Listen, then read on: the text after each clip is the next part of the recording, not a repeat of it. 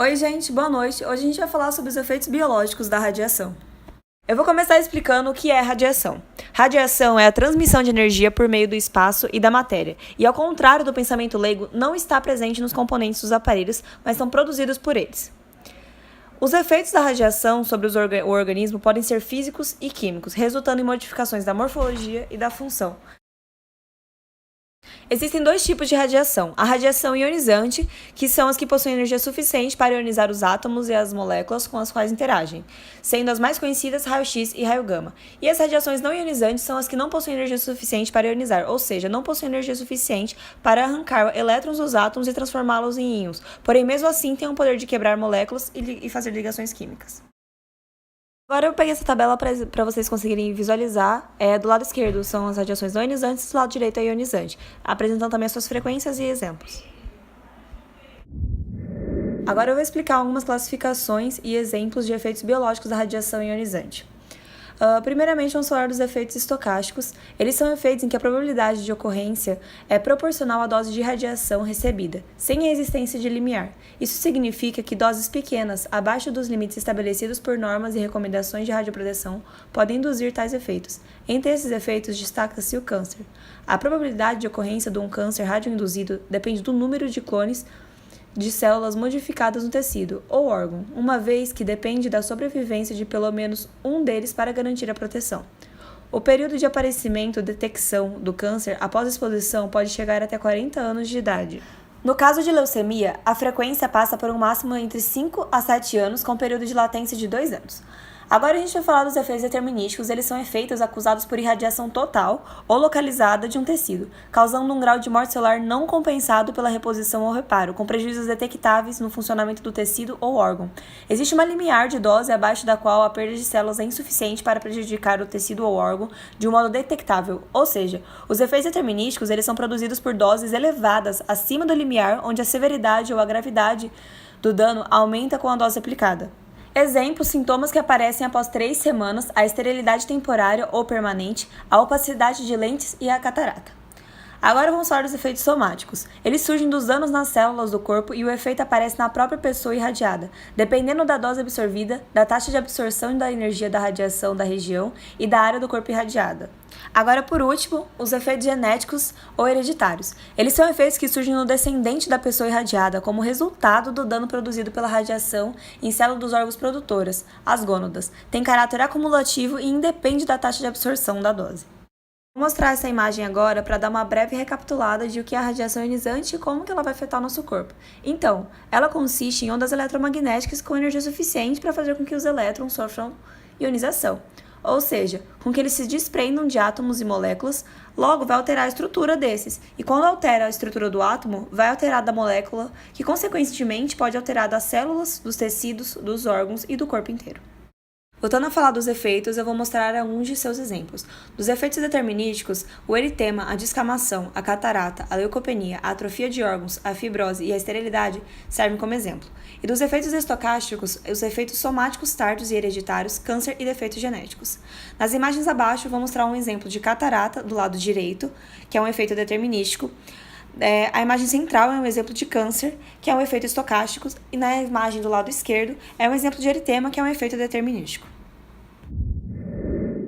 Agora vamos falar sobre os efeitos biológicos da radiação não ionizante. Essas radiações podem ser divididas em sônicas e eletromagnéticas. A radiação eletromagnética abrange a radiação ultravioleta, a luz visível, infravermelho, micro-ondas, radiofrequências, entre outras. A radiação sônica abrange a ultrassom, as vibrações e entre outras também. Agora vamos focar principalmente na radiação emitida pelos aparelhos eletrônicos, celulares e pelos raios ultravioletas. Então, agora vamos tratar dos principais tópicos sobre os efeitos biológicos da radiação emitida pelo celular. O que mais fala é sobre o sono. Ainda não é conclusivas pesquisas, pois na Universidade de Zurique foram realizadas pesquisas sobre os efeitos da exposição à radiação emitida pelos telefones digitais e concluíram que o sono dos voluntários melhorou. No entanto, recentemente, um jornal de grande circulação nacional mostrou que pesquisas realizadas por pesquisadores norte-americanos sugeriam que a radiação emitida por celulares pode prejudicar o sono das pessoas. Já sobre a interferência na temperatura, as pesquisas verificaram um aumento de 0,1 a 0,2 graus Celsius da temperatura no cérebro e no olho, em consequência da presença de um telefone celular, valor bem abaixo do limite aceitável de 1 grau Celsius. Como se pode constatar, a radiação emitida pelo telefone móvel aumenta a temperatura dos tecidos biológicos. Entretanto, nesses acréscimos são atenuados pela circulação do sangue e pelo suor. Deve-se, portanto, limitar o uso de aparelhos celulares pelas crianças, principalmente porque seus tecidos auditivos e oculares ainda estão em desenvolvimento e possuem poucos vasos sanguíneos. Sobre os hormônios, foi encontrada uma mudança no nível do cortisol, um aumento pequeno na primeira hora de exposição, voltando ao nível normal após esse tempo. Os autores justificam tal comportamento como uma adaptação do corpo ao sinal emitido. E sobre a melatonina, as pesquisas que indicam que a exposição à radiação de celular diminui a produção de melatonina, hormônio responsável pelo sono, eles não revelam a tecnologia e nem a potência dos aparelhos usados nos testes. E por último, vamos analisar se existe algum estímulo cancerígeno cerebral ou ocular na utilização dos celulares. Uma pesquisa realizada em Tóquio afastou a suspeita de que a radiação emitida pelo celular provoca ou aumenta o risco de câncer no cérebro. O estudo mostrou que não há qualquer indício de que os usuários do aparelho estejam correndo risco maior de desenvolver o câncer no cérebro. Já no câncer do olho, os estudos realizados por cientistas alemães indicaram que o uso do celular aumenta o risco relativo de melanoma ocular. Diante desses estudos, é razoável acreditar que ocorrerá aumento da incidência desses tipos de câncer no decorrer do tempo, pois o número de assinantes de telefone celular aumenta cada vez mais. E agora vamos falar sobre os efeitos biológicos da radiação ultravioleta na pele e nos olhos. Os efeitos biológicos provenientes do raio ultravioleta na pele do homem podem ser imediatos ou tardos. Os efeitos imediatos são eritema ou queimadura da pele, bronzeamento, síntese de vitamina D e lesões das células de Langerhans. A lesão da célula de Langerhans deixa a pele mais suscetível a infecções devido à exposição solar. Já os efeitos tardos ocorrem anos ou depois e são caracterizados por envelhecimento da pele, o fotoenvelhecimento, que ocorre devido a modificações das fibras elásticas e desordem das fibras colágenas, e o câncer de pele, a fotocariogênese, que origina-se devido à lesão do DNA, provocando o crescimento celular que torna-se um câncer de pele. Agora, os efeitos do ultravioleta nos olhos. Então, o olho humano ele não enxerga o raio ultravioleta porque ele não atinge a retina, sendo, portanto, totalmente absorvido pelas outras partes constituintes do olho, como a córnea, o humor aquoso, cristalino e o humor vítreo. Os efeitos biológicos do raio ultravioleta nos olhos classificam-se em imediatos, como ceratoconjuntivite, que produz uma inflamação córnea e na conjuntiva, e efeitos tardos, como, por exemplo, o pterígio, que é uma membrana vascularizada que cresce na conjuntiva em direção à córnea, distorcendo-se e gerando astigmatismo. E a catarata, que ocorre quando o cristalino perde a transparência.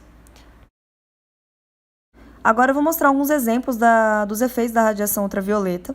Na primeira imagem, a gente pode ver um efeito imediato de queimação. Na imagem de baixo, a gente vê um efeito tardio de câncer de pele já.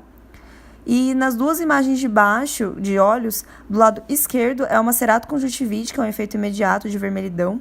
E a do lado direito é um exemplo de efeito tardio, que é o pterígio, que forma essa membrana vascularizada no olho da pessoa. A foto desse homem, do lado direito do slide, é um exemplo de fotoenvelhecimento, porque esse homem era um caminhoneiro e essa parte do rosto dele muito mais envelhecida é onde tinha contato direto com a janela, logo batia muito mais o sol. E o outro lado não tinha tanta essa incidência, então ficou bem nítido esse efeito tardio, como o sol pode ser agressivo no seu envelhecimento.